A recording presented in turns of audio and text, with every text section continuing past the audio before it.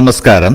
സൂര്യദീപം അസ്ട്രോളജിയിലേക്ക് എല്ലാവർക്കും സ്വാഗതം. നമ്മൾ ഇന്നിവിടെ സംസാരിക്കുന്ന വിഷയം പൂരം നക്ഷത്രത്തെ കുറിച്ചാണ്. പൂരം നക്ഷത്രക്കാരുടെ 2026 വർഷം മാർച്ച് 18 മുതൽ 31 വരെ ഇവരുടെ ജീവിതത്തിലെ ഭാരതീയ അസ്ട്രോളജി പ്രകാരം ഉണ്ടാകുന്ന മാറ്റങ്ങളെ കുറിച്ചാണ് പറയുന്നത്. ഈ മാറ്റങ്ങളെക്കാൾ ഉപരി ഇവർ ഈ സമയത്ത് എന്തൊക്കെയാണ് ശ്രദ്ധിക്കേണ്ടതെന്നും കൂടി നമ്മൾ പറയുന്നുണ്ട്. ഈ ഫലം എന്ന് പറയുന്നത് സ്ത്രീക്കും പുരുഷനും ഒരുപോലെ ബാധകമാണ്. ഇവർക്ക് വേർതിരിച്ചിവിടെ ഫലം പറയുന്നില്ല. അപ്പോൾ ഫലത്തിലേക്ക് കടക്കുന്നതിന് മുമ്പ് നമ്മളുടെ ചാനൽ ഇതുവരെ സബ്സ്ക്രൈബ് ചെയ്തിട്ടില്ലെങ്കിൽ ഒന്ന് സബ്സ്ക്രൈബ് ചെയ്യുക. കൂടാതെ വീഡിയോകൾക്ക് ലൈക്ക് ചെയ്യാൻ മറക്കരുത്. അതോടൊപ്പം തന്നെ നമ്മളുടെ പൂജയിലുള്ള പ്രാർത്ഥനയിൽ നിങ്ങളെ ഉൾപ്പെടുത്തണമെന്നുണ്ടെങ്കിൽ നിങ്ങളുടെ പേര്, നക്ഷത്രം, ജന്മവർഷം, തീയതി എന്നിവ കമന്റ് ബോക്സിൽ രേഖപ്പെടുത്തുക. തീർച്ചയായിട്ടും പ്രാർത്ഥനയിൽ ഉൾപ്പെടുത്തുന്നതായിരിക്കും. അപ്പോൾ നമ്മൾ ഫലത്തിലേക്ക് കിടക്കുമ്പോൾ പൂരം നക്ഷത്രത്തിൽ ജനിച്ച 6 വയസ്സിൽ താഴെയുള്ള കുട്ടികളെ പ്രത്യേകം ഒന്ന് ശ്രദ്ധിക്കണം. ചെറിയ ചെറിയ പരിക്കുകളൊക്കെ ഉണ്ടാവാനുള്ള സാധ്യതയുണ്ട്. ചെറിയ ചതവുകളൊക്കെ ഉണ്ടാവാനുള്ള സാധ്യതയുണ്ട്. അതുകൊണ്ട് മാതാപിതാക്കളും ചുറ്റുമുള്ളവരും ഈ പൂരം നക്ഷത്രത്തിൽ ജനിച്ച ചെറിയ കുട്ടികളെ ഒന്ന് ശ്രദ്ധിക്കേണ്ടതുണ്ട്. ചെറിയ ചെറിയ അസുഖങ്ങളൊക്കെ കാണുന്നുണ്ട്. ഭയക്കാനൊന്നുമില്ലെങ്കിലും നമ്മൾ ശ്രദ്ധിക്കേണ്ട കാര്യങ്ങൾ ശ്രദ്ധിച്ച് മുന്നോട്ട് പോയാൽ ചില കാര്യങ്ങളൊക്കെ നമുക്ക് ഒഴിവാക്കി കളയാൻ കഴിയുന്നതാണ്. വിദ്യാർത്ഥികളെ സംബന്ധിച്ച് ഈ സമയത്ത് പഠനത്തിൽ കൂടുതൽ ശ്രദ്ധ ചെലുത്തേണ്ട ഒരു സമയമാണ്. ഈ പൂരം നക്ഷത്രക്കാരുടെ ഇവരെ കൂടുതൽ സമ്മർദ്ദത്തിലാക്കുന്നത് മൂലം ഇവർക്ക് പഠനത്തിൽ ശ്രദ്ധിക്കാൻ കഴിയാതെ വരുന്ന ഒരു സമയം കൂടിയാണ് കാണുന്നത്. ചുറ്റുമുള്ളവര് പൂരം നക്ഷത്രക്കാരെ, അതായത് ഇത് മാതാപിതാക്കളെ മറ്റുള്ളവരൊക്കെ കാണുകയാണെങ്കിൽ പൂരം നക്ഷത്രത്തിൽ ജനിച്ച കുട്ടികളെ കൂടുതൽ സമ്മർദ്ദത്തിലേക്ക് ആക്കാതിരിക്കുക. അത് എന്ത് കാര്യത്തിലായാലും, ഇപ്പോൾ നിങ്ങൾ പഠിക്കാൻ പറയുന്ന കാര്യത്തിലായാലും മറ്റു കാര്യങ്ങളിലായാലും കൂടുതൽ സമ്മർദ്ദത്തിലേക്ക് അവരെ തള്ളിവിടരുത്. കാരണം അവരുടെ മാനസികാവസ്ഥ മാറുവാനുള്ള ഒരു സാധ്യതയുണ്ട്.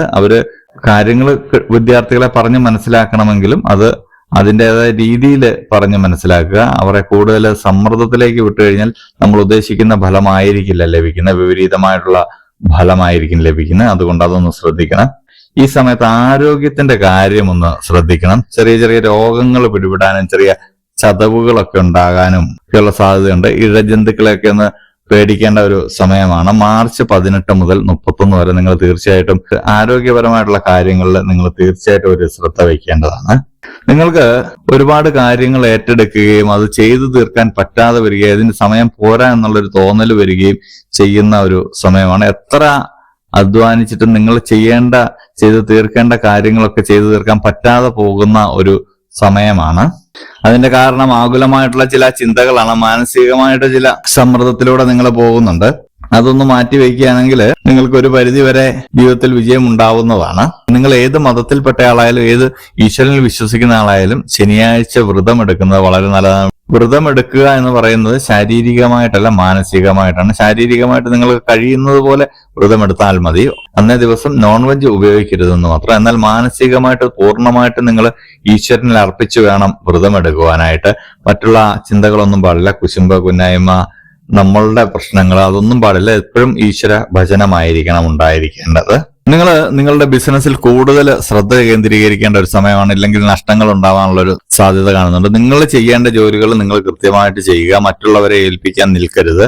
ഏൽപ്പിച്ചു കഴിഞ്ഞാൽ അത് അവർ കൃത്യമായിട്ട് ചെയ്യണമെന്നില്ല. അതങ്ങനെ നിങ്ങൾക്ക് ചില പ്രശ്നങ്ങളൊക്കെ വരാനുള്ള സാധ്യത കാണുന്നുണ്ട്. അതുപോലെ തന്നെ ഈ സമയങ്ങളിൽ നിങ്ങൾ കടം കൊടുക്കാതിരിക്കുക. അധികം പണച്ചെലവുള്ള കാര്യങ്ങളൊന്നും ചെയ്യാതിരിക്കുക. കാരണം ഇൻവെസ്റ്റ്മെന്റ് ഒക്കെ നടത്തുമ്പോൾ നമുക്ക് അതിൻ്റെതായ സമയവും കാലവും ഒക്കെ നോക്കി നടത്തുകയാണെങ്കിൽ കൂടുതൽ പ്രയോജനം ഉണ്ടാവുന്നതാണ്.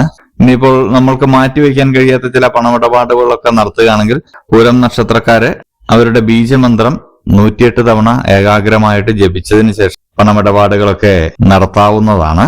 നിങ്ങൾക്ക് ജീവിതത്തിൽ ചില സങ്കീർണമായിട്ടുള്ള പ്രശ്നങ്ങളെയൊക്കെ ഈ സമയത്ത് നേരിടേണ്ടി വരുന്നുണ്ട്. കാരണം നമ്മൾ ഉദ്ദേശിക്കുന്ന രീതിയിലേക്ക് നമ്മളുടെ ജീവിതം പോകുമ്പോൾ പെട്ടെന്ന് മാറ്റങ്ങളൊക്കെ ഉണ്ടാകും. ശാരീരികമായിട്ടുള്ള പ്രശ്നങ്ങൾ കൊണ്ടാകാം, സാമ്പത്തികമായിട്ടുള്ള പ്രശ്നങ്ങൾ കൊണ്ടാവാം. ഇവ രണ്ടും നിങ്ങളെ ഈ സമയത്ത് ചെറുതായിട്ട് അലട്ടാനുള്ള സാധ്യതയുണ്ട്. അതുകൊണ്ട് ഈ കാര്യങ്ങൾ ശ്രദ്ധിച്ചു. നമുക്ക് സാമ്പത്തികം വരുന്നുണ്ടെങ്കിലും അത് പല രീതിയിൽ നമ്മൾ അറിയാതെ തന്നെ നമ്മളുടെ കയ്യിൽ നിന്ന് പോകുന്ന ഒരു സാഹചര്യം ഉണ്ടാവുന്നുണ്ട്. അതുകൊണ്ട് പൂരം നക്ഷത്രക്കാര് നമ്മൾ പറഞ്ഞിട്ട് ഈ സമയത്ത് നിങ്ങൾ തീർച്ചയായിട്ടും ശ്രദ്ധിച്ച് മുന്നോട്ട് പോവുക. ജോലി കാര്യങ്ങളിലൊക്കെ നിങ്ങൾ കൂടുതൽ ശ്രദ്ധ കേന്ദ്രീകരിക്കേണ്ടതുണ്ട്. ഇല്ലെങ്കിൽ നിങ്ങൾ ചെയ്യാത്ത കുറ്റങ്ങൾക്കൊക്കെ നിങ്ങൾ പഴി കേൾക്കേണ്ടതായിട്ട് വരുന്ന ഒരു സാഹചര്യം കൂടി പൂരം നക്ഷത്രക്കാർക്ക് വരുന്നുണ്ട്. കലാകായിക രംഗത്തും രാഷ്ട്രീയ രംഗത്തും ഉള്ളവർക്ക് കാലം അത്ര ശോഭനമല്ല. ചില അപവാദ പ്രചരണങ്ങൾക്കൊക്കെ നിങ്ങൾ പാത്രമാവാൻ സാധ്യതയുണ്ട്.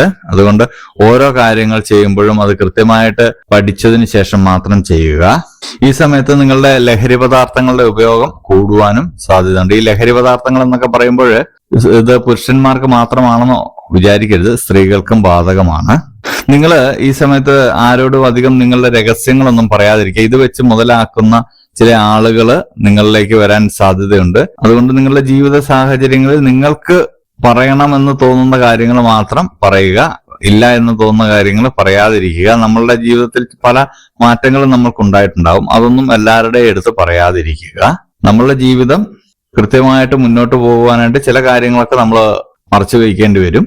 അങ്ങനെയുള്ള കാര്യങ്ങളൊക്കെ മറച്ചു വെച്ച് മാത്രം സംസാരിക്കുക. പൂരം നക്ഷത്രക്കാരെല്ലാവരും ഒന്ന് ശ്രദ്ധിക്കണമെന്ന് നമുക്ക് പറയാനുണ്ട്. അപ്പോൾ ഇതുപോലെയുള്ള അറിവുകൾക്കും വിശേഷങ്ങൾക്കുമായിട്ട് നമ്മുടെ ചാനൽ സബ്സ്ക്രൈബ് ചെയ്യുക. ഇനിയും മറ്റൊരു വീഡിയോയുമായിട്ട് നമുക്ക് വീണ്ടും കാണാം. നന്ദി, നമസ്കാരം.